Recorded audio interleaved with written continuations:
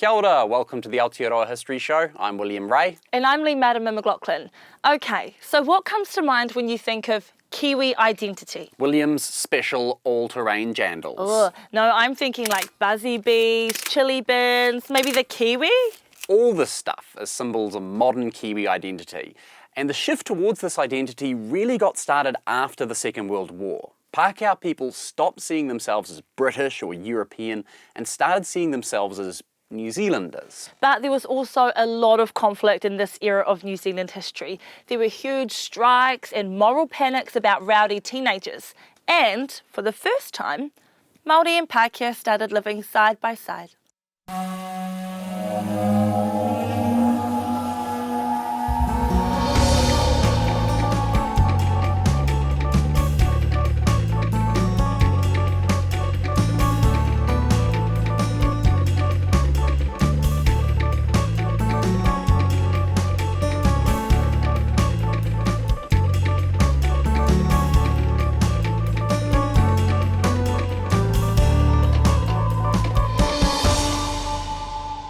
There was a huge boom in birth rates after the Second World War. That's why we call the people born in those years the baby boomers. Presumably people were thinking, the fighting's over, the global economy's bounced back, and now it's business time. Wow, wow. New Zealand had one of the biggest baby booms in the developed world. By 1960, the average Maori woman had 7 children and the average Pākehā woman had 4. And the Second World War coincided with another big demographic change. It was the beginning of Māori urbanisation. Before the war, the vast majority of Māori lived rurally, usually on their ancestral lands, but the war shook things up. You saw many Māori forced to move into the cities to work in factories under the manpower regulations. And after the war ended, the urban economy grew rapidly and the demand for workers grew too. So lots more Māori were drawn into the cities. In just 50 years, the Māori population changed from 83% rural to 83% urban. That's one of the fastest rates of urbanisation ever seen in world history. This transition from rural to urban life has been complicated for many Māori. Māori who moved to cities often lost their connections to their wider whānau back home. But the immediate challenge Māori faced as they moved into towns and cities was racism. Ever since colonisation began, Pākehā authorities had talked about the need to assimilate Māori. But Māori quickly realised that while Pākehā politicians had talked a lot about racial integration, New Zealand was highly segregated. This wasn't the same kind of legally enforced segregation you saw in the USA or South Africa. It was a more informal kind of racism. Many bars refused to serve drinks to Māori. Some hotels and rental properties were advertised for Europeans only. Cinemas and swimming pools often separated Māori from white customers. Prejudice was just a run-of-the-mill reality in 1950s New Zealand. For the most part, it was totally acceptable to disparage people based on race. Heaps of other cultures had a hard time fitting in too, like Chinese people, Indian families, Dalmatians, the Irish and Pacific Islanders, basically anyone who wasn't British. Race relations weren't the only tensions in post-war New Zealand. People were also getting a bit worried the whole world was about to explode. This all went back to Sir Ernest Rutherford, the famous Kiwi physicist who first split the atom back in 1918. His research was a big step towards the invention of the atomic bomb. By the late 1940s, the Soviet Union and the USA both had nuclear weapons and were locked in an arms race, making increasingly powerful bombs. It was the beginning of the Cold War. In 1951, Australia and New Zealand officially allied themselves with the USA through the ANZUS Treaty. We'd already sent troops and naval vessels to fight in the Korean War. Later on, we became involved in other Cold War conflicts like the Malayan Emergency and the Vietnam War. By now, the government had changed hands.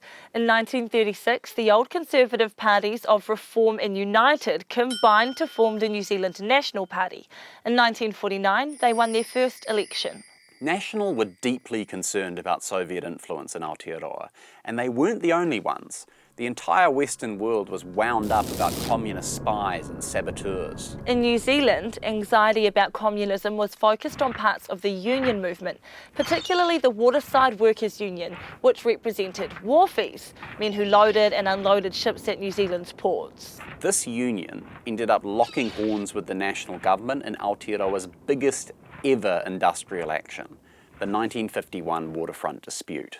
Okay, so the fight got started with an argument over pay between the owners of big British shipping companies and the New Zealand wharfies. Even today, there are arguments over whether the dispute was started by the wharfies refusing to work overtime or if it was the shipping companies locking the workers out. Either way, the ports were in chaos, international trade ground to a halt, and the government reacted furiously. National Party politicians described the union's leaders as communist agitators and claimed the strike was part of a Soviet plot to undermine New Zealand's economy. Was that true? It depends who you ask. Some members of the Watersiders Union were also members of the New Zealand Communist Party, and that party did have links to the Soviet Union. But most of the union's members were just ordinary workers who wanted better pay and conditions. The government responded to the crisis by declaring an emergency and sending in troops to take over the job of loading and unloading ships. Next, they cracked down on the Watersiders Union. Censorship laws were passed, banning any communication about strike actions. The police were given sweeping powers to arrest and search people. It was illegal for any citizen to help a worker who was on strike. You couldn't even give food to their kids. The Watersiders Union was furious. Their members referred to national MPs as fascists and Nazis. 22,000 unionists across the country went on strike in solidarity with the wharfies. But the vast majority of workers did not join the strike, and the wider union movement had its own concerns about the Watersiders Union. The Federation of Labour accused the Watersiders leaders of being part of a campaign of communist imperialism to weaken every free democratic nation. The Labour Party sat on the fence. It denounced National's more radical policies, but also refused to endorse the Watersiders Union. After 151 days of striking and protest, the Watersiders finally accepted defeat. It's estimated that the industrial action had cost the country up to £150 million. That's more than $9 billion in today's money. The political impact was just as big as the economic effect. Labour's indecisiveness weakened its support with both sides of the conflict. Meanwhile, National positioned itself as the party of stability. It said its harsh laws were specifically targeting militant communists, not ordinary workers. Towards the end of the strike, they called a snap election and won a major victory. The 1949 election marked a turning point for Conservative politics in New Zealand. National won 10 out of the 12 elections between 1949 and 1981. But while voting-age Kiwis were swinging towards conservatism, their kids were getting more and more liberal. By the end of the 1950s, the first of the baby boomers were reaching their teens, and this was a very different kind of teenager than New Zealand had seen before. These teens were styling their hair like Elvis and wearing fancy suits. They were pashing in the back rows of cinemas and hanging out in milk bars. What's a milk bar? Honestly, I have no idea. I think it's just like a bar, but with milk. This stuff looks pretty tame by today's standards, but at the fringes, some young people really were pushing the boundaries. A handful of young Kiwis joined motorcycle gangs, which sometimes got involved in serious crime. Later on in the 1970s, street gangs like the Mongrel Mob, Black Power and a handful of neo-Nazi groups also attracted disaffected young Kiwis. The 1950s also saw church attendance start to fall for the first time in New Zealand history, which made a lot of traditionalist Kiwis very worried. So in 1954, the government reacted to all this by releasing the Mazengarb Report. This report claimed there was a widespread rise in teen immorality and put the blame on everything from crime novels to contraceptives. The Mazengarb report was sent to every home in New Zealand. The government followed up by outlawing contraceptives for people under 16. Even talking to under 16s about contraceptives was illegal. The government doubled down on censoring films and books that dealt with sex and crime. It was a full-blown moral panic. But this move towards a more liberal culture was not going away. As New Zealand entered the 60s and 70s, it got even stronger. Questions about culture in the mid-20th century weren't just about rowdy teenagers. There were also deeper questions about Kiwi identity. Up until this point in our history, Pākehā identity was deeply tied to British heritage. This connection was so deep that the government repeatedly turned down offers from the UK to give us more independence. New Zealand only accepted full sovereignty in 1947. But amidst the conservatism and cultural cringe, new shoots of independence and identity were blooming. In 1949, the first wholly New Zealand-produced record, Blue Smoke, was released. And through the 50s, writers such as Frank Sargeson and a young Janet Frame started to find a distinctly New Zealand voice, as did poets such as Alan Curnow and playwrights like Bruce Mason. Radio produced homegrown stars such as Aunt Daisy and It's in the Bag's Selwyn Toogood, while artists such as Colin McCann and Gordon Walters drew inspiration from both Maori and European traditions. In 1953, Edmund Hillary reached the summit of Mount Everest with Sherpa Tenzing Norgay and soon came to personify the emerging humble, independent, can-do Kiwi culture. Our sense of self was slowly starting to change. A classic example was Keith Holyoake, who served as Prime Minister between 1960 and 1972. Holyoake's family had been in Aotearoa for more than 100 years, and he refused to call himself British. His nickname was literally Kiwi Keith. A big part of what drove this cultural shift away from Great Britain was economics.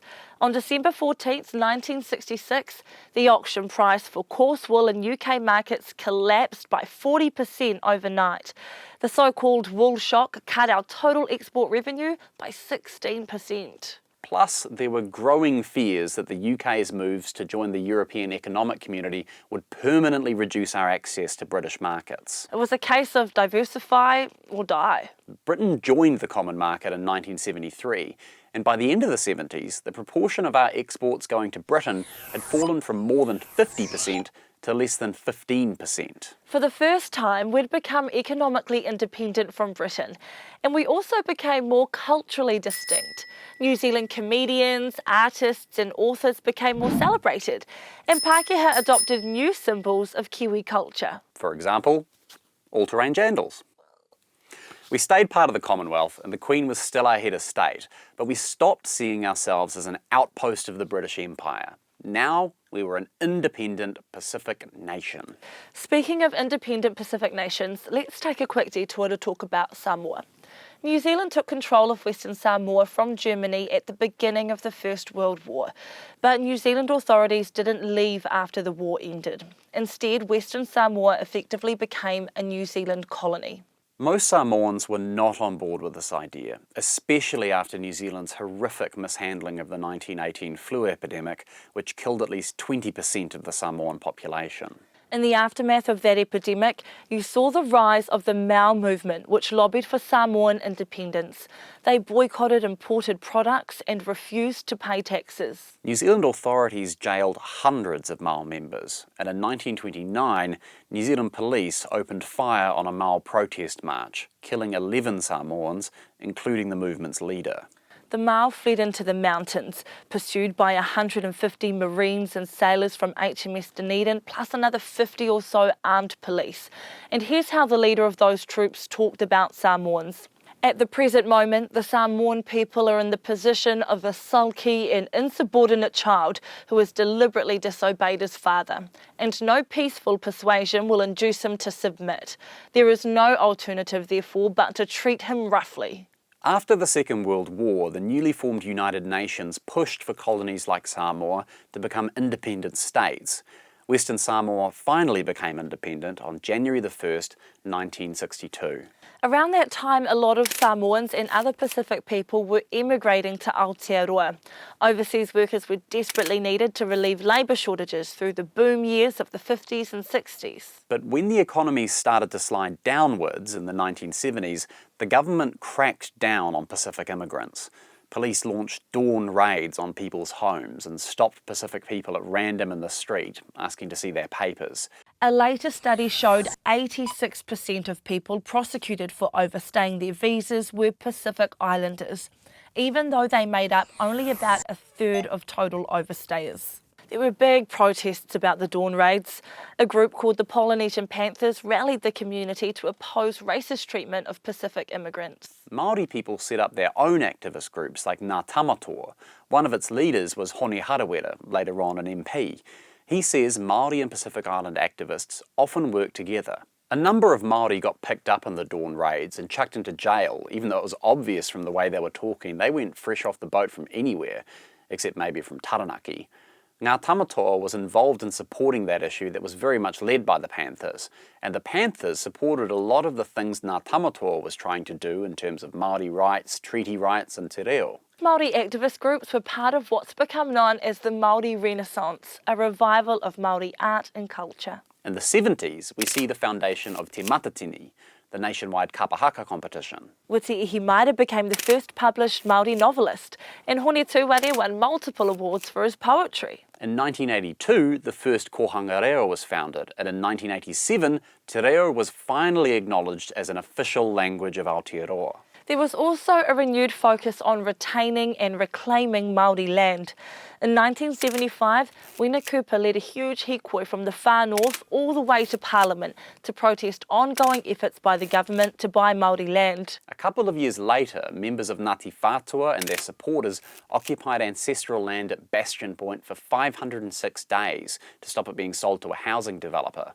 They were eventually forced out by 600 police. But these protests also created divisions among Māori. Some kaumātua and kuia thought rowdy protesters were hurting the reputation of Māori. They were keen on a more incremental approach to change. But the protests turned out to be very effective. They got a lot of media attention. And for many Pākehā, this was the first time they realised many Māori were seriously unhappy about colonisation. White New Zealanders had always been told that Aotearoa had the best race relations in the world. Now they were seeing another side of that story, and increasing numbers of them started to support Māori and call for the government to honour the treaty. Meanwhile, Māori MPs were working with the Norman Kirk's Labour government to push for change. As Wina Cooper's Māori Land March was approaching Wellington, the government passed what's become one of the most important laws in New Zealand history, the Treaty of Waitangi Act. This act set up the Waitangi Tribunal, a permanent commission of inquiry which could investigate breaches of the treaty and recommend how to fix them. At first, the tribunal could only investigate breaches which happened after 1975. But after a decade's worth of hikoi, hui and petitions in 1985, the government expanded the tribunal's power. Now it had the authority to investigate breaches of the treaty all the way back to the document signing in 1840. Over the past 30 years or so, the tribunal has investigated more than 1,000 treaty claims. The government has acknowledged what the Crown did wrong, issued apologies, returned tracts of land, and made compensation payments. But those payments only ever account for roughly 2 to 4% of the actual value of what was lost. The Māori land movement was one of many protest movements in the 1970s. In the next episode, we're going to look at other issues which were driving Kiwis to take to the streets.